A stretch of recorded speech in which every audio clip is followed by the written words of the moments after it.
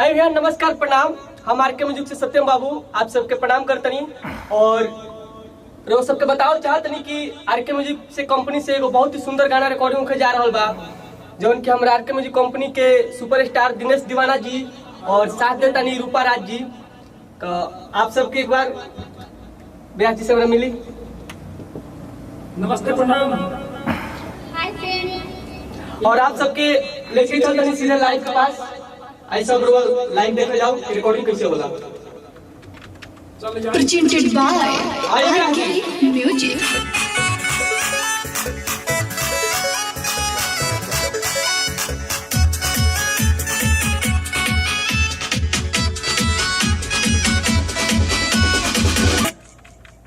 अंतरा आइए लो, अंतरा मुखड़ा हो गया। अंतरा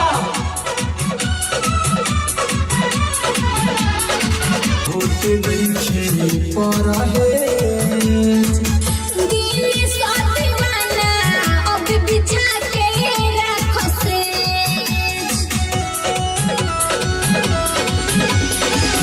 रूपा राज सुन के होते नहीं खे पारा है दिल साथ वाला अब बिछा के रखो से शत्रुघ्न हारे सतुरे से देखिया गराइल रहता सुरेंद्र हारे सतुरे से देखिया गराइल रहता तोहरा पायल के सुनी आवाज मियाज घबराइल रोता तोहरा पायल के सुनी आवाज मियाज घबराइल रोता।